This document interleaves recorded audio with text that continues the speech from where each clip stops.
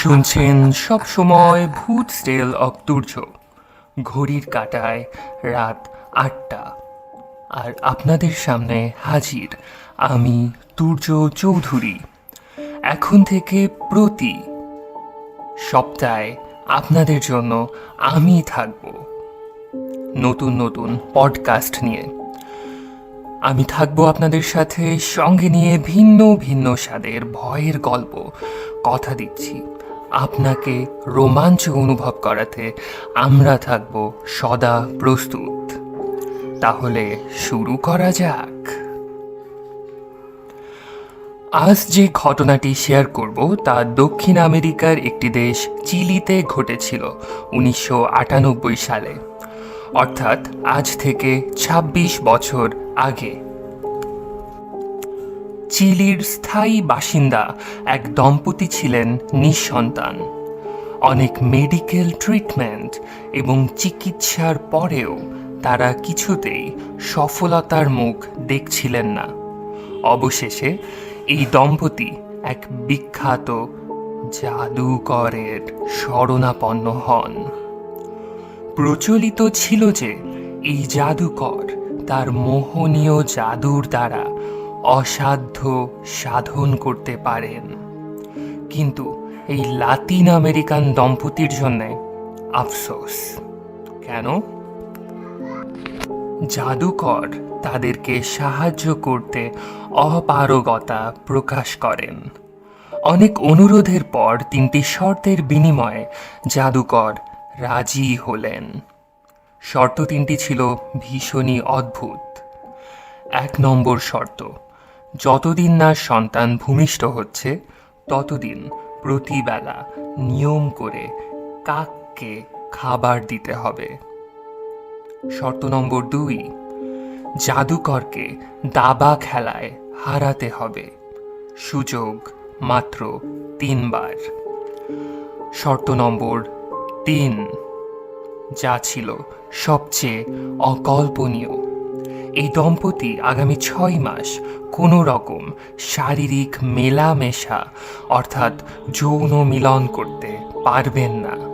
তাদেরকে সম্পূর্ণ দূরে থাকতে হবে। খুবই সহজ প্রশ্ন, তাহলে সন্তান আসবে কোথা থেকে? কিন্তু উত্তর একমাত্র জাদুকরই জানতেন। কোনো উপায় না পেয়ে 3টি শর্তেই রাজি হয়ে যায় ওই দম্পতি। নিয়ম করে প্রতিবেলা তারা কাককে খাওয়াতে শুরু করে।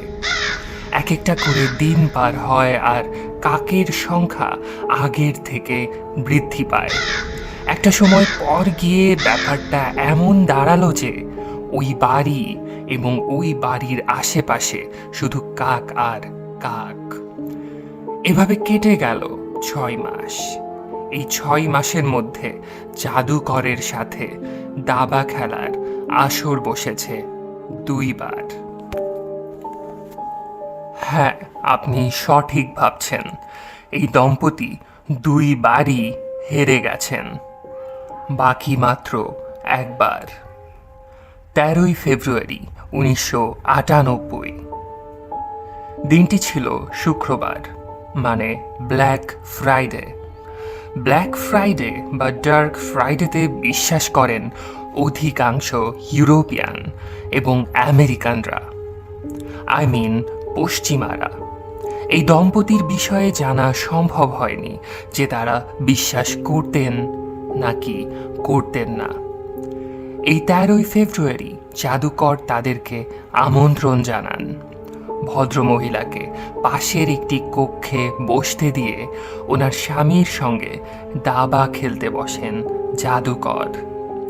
স্বভাবতই ভদ্রমহিলার স্বামী ছিলেন ভীষণই নার্ভাস, কারণ এটিই ছিল শেষ সুযোগ। জাদুকর তার দিকে একটি লাল রঙের পানীয় ভর্তি গ্লাস এগিয়ে দিলেন। তিনি ঢকঢক করে গিলে নিলেন, কারণ তিনি ছিলেন অসম্ভব রকমের মানসিক চাপে।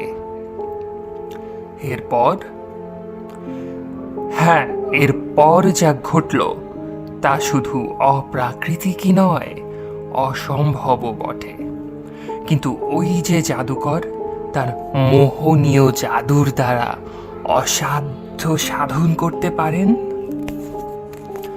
বদ্ধ চার দেয়ালের মধ্যে ঘটে গেল দাবা বোর্ডের পাশ বদল, ব্যক্তি সত্তার বদল, সাথে চেহারাও। জাদুকরের মোহনীয় জাদু। দাবা খেলার প্রায় শেষ পর্যায়ে জাদুকর ভদ্রমহিলাকে এই কক্ষে ডাকলেন। দাবার বোর্ডের দিকে তাকিয়ে মন ভেঙে গেল ভদ্রমহিলার।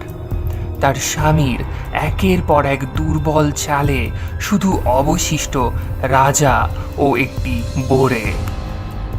জাদুকরের মুখে ক্রূর হাসি, যেন হাতি ঘোড়া গেল দল, মশা বলে কত জল।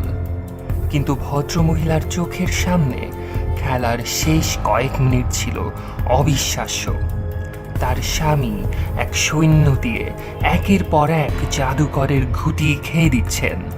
অবশেষে জাদুকরের রাজাকে আটকে দিয়ে চেকমেট করে জিতে গেলেন ভদ্রমহিলার স্বামী নাকি জাদুকর।